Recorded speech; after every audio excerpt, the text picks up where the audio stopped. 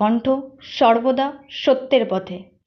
রাজ্য ও রেল প্রশাসনের নিষ্ঠুরতায় উচ্ছেদ হওয়া সকল ক্ষুদ্র ব্যবসায়ী ও হকারদের পুনর্বাসন চাই, এই দাবি জানিয়ে আজ মহকুমা ও পৌর প্রশাসনকে ঘিরে এক বিক্ষোভ ও গণ অবস্থানের আয়োজন করেন সিপিআইএম এর রামপুরহাট ও 1 ও 2 নম্বর এরিয়া কমিটি।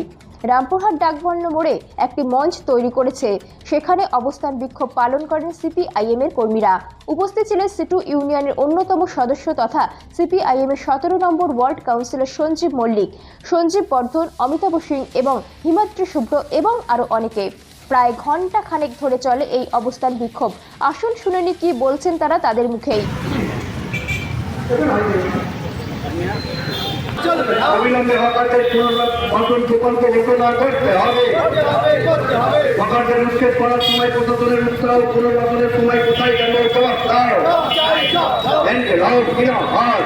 প্রশাসনের নিশ্চয়তায় উচ্ছেদ হওয়ার ফুটপাত ব্যবসায়ী হকারদের অবিলম্বে পুনর্বাসন দিতে হবে। পুনর্বাসনের প্রতিশ্রুতি দিয়ে হকারদের সঙ্গে বিশ্বাসঘাতকতা করা চলছে না। দাঁড়িয়ে থেকে দোকান ভাঙা করালে আর যারা শূন্য তারা দুঃখী দিয়ে জেসিবির সামনে দাঁড়াবেন। আমরা দোকান ভাঙতে দেব না। কোন মানবিকতার তোয়াক্কা করা হলো না, রুটি রুজির কথা বিবেচনা করা হলো না।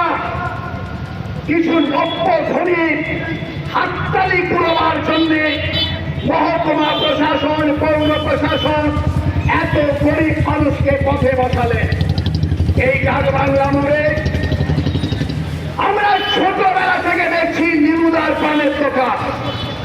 নীলুদারা 2 ভাই তখন যুবক ছিলেন, তখন থেকে তাদের দোকান।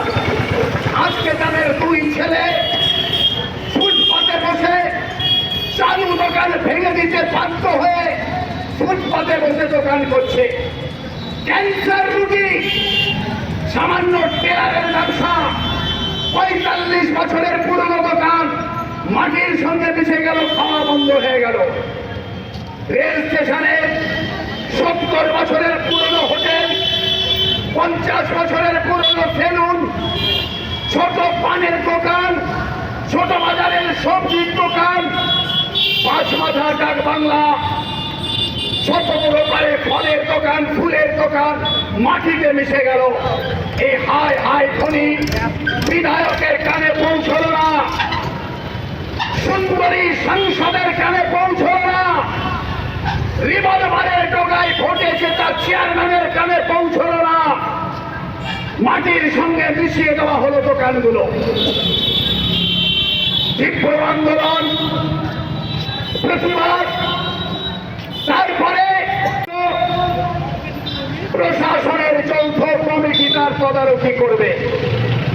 আজকে 2 মাস অতিক্রান্ত, পৌর প্রশাসন, পুলিশ প্রশাসন, মহকুমা প্রশাসন কোন ব্যবস্থা গ্রহণ করলেন না।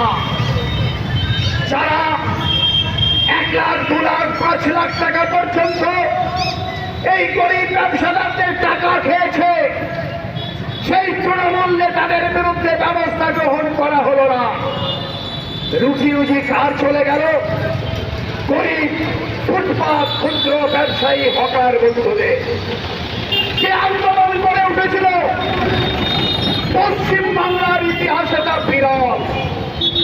এই শহরের হকাররা নিজের ঝান্ডা ফেলে দিয়ে জাতীয় পতাকা হাতে 3 দিন ধরে রাস্তায় লড়াই করেছেন। সেখানে যদি সিআইটিউ ছিল, আইএনটিউসির নেতা শাহজাদ হোসেন কিনু ছিলেন, যৌথ মঞ্চের তপন ছিলেন, যৌথ মঞ্চের মাকসুদ ছিলেন, রুদ্র ছিলেন, তার সঙ্গে কয়েক হাজার হকার এবং ব্যুরো রিপোর্ট, বীরভূমের কণ্ঠ।